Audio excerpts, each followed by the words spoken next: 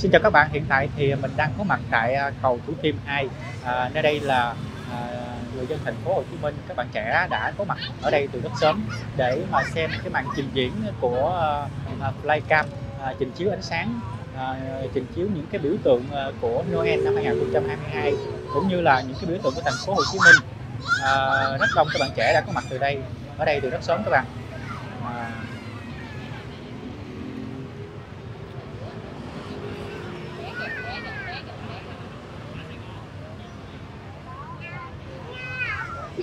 Khu vực trình chiếu thì dự kiến sẽ trình chiếu trước mặt các bạn đó là công viên Bến Bạch Đằng các bạn.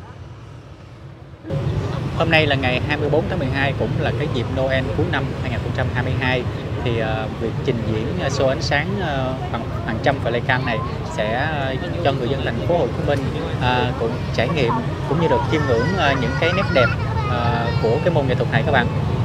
Hy vọng đây là một trong những cái môn nghệ thuật sắp tới sẽ được triển khai nhiều hơn cùng với lại các màn trình diễn pháo hoa các bạn. Đây là lần đầu tiên tại thành phố Hồ Chí Minh cũng như ở Việt Nam trình diễn nghệ thuật ánh sáng bằng Flycam các bạn. Cái nghệ thuật này thì được trình diễn trên thế giới cũng rất lâu rồi, nhưng mà tại Việt Nam thì người dân thành phố sẽ được chứng kiến và trải nghiệm như thế nào các bạn. Từ rất sớm, người dân thành phố Hồ Chí Minh ở khắp các quận huyện đã đổ về các tuyến đường trung tâm để vui chơi. Điều đặc biệt năm nay, lần đầu tiên người dân thành phố Hồ Chí Minh được mãn nhãn với show trình diễn ánh sáng trên bầu trời của hàng trăm chiếc Flycam. Hàng trăm chiếc Flycam được điều khiển đồng bộ, ghép thành một bức tranh đẹp mắt, tạo thành nhiều hình thù khác nhau và thay đổi ánh sáng, mang đến một bữa tiệc thị giác về khoa học và công nghệ mãn nhãn cho người dân và du khách. Như mọi năm thì pháo hoa mình nó chỉ là những cái họa tiết bình thường thôi, nhưng mà năm nay nó có những cái hình ảnh như lá cờ rồi bông tuyết ấy, mang cái phần sáng tạo, nhìn thu hút người nhìn hơn đó, nhìn bắt mắt hơn. Em cảm thấy Tết mình cũng nên bắn những cái hình ảnh như biểu tượng của thành phố Hồ Chí Minh á, với lại lá cờ rồi các kiểu.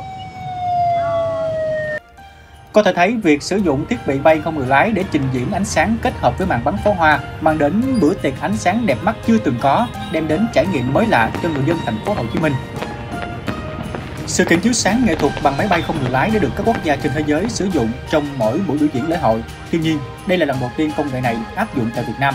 Người dân thành phố Hồ Chí Minh được dịp chiêm ngưỡng một kiệt tác nghệ thuật từ trên không.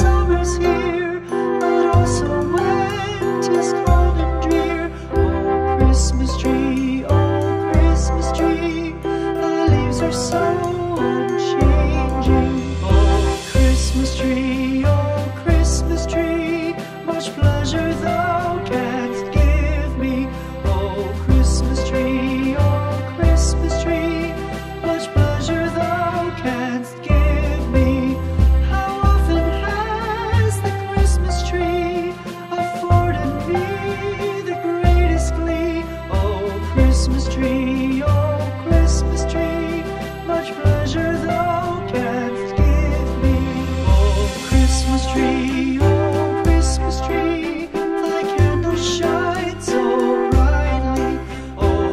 Christmas tree, oh Christmas tree, thy candle shines so brightly.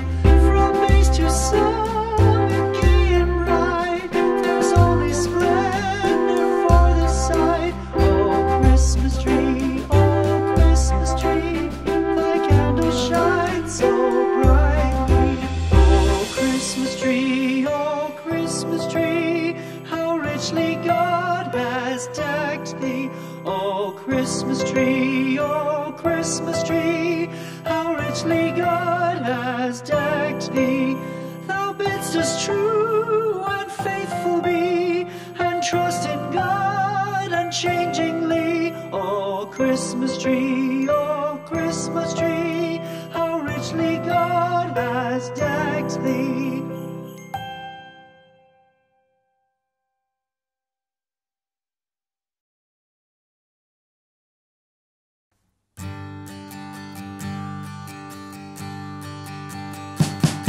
We wish you a Merry Christmas.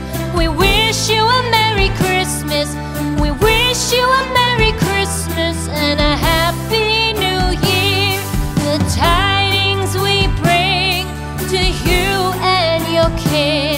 We wish you a Merry Christmas and a Happy New Year. Now bring us some figgy pudding. Now bring us some figgy pudding. Now bring us some figgy pudding and bring it out here. The tidings we bring to you and your kin. We wish you a Merry Christmas and a Happy New Year. For we all like figgy pudding. For we all like figgy pudding. For we all like figgy pudding. So bring it out here. The tidings we bring to you and your kin. We wish you a Merry Christmas and a Happy New Year. We won't go until we get some.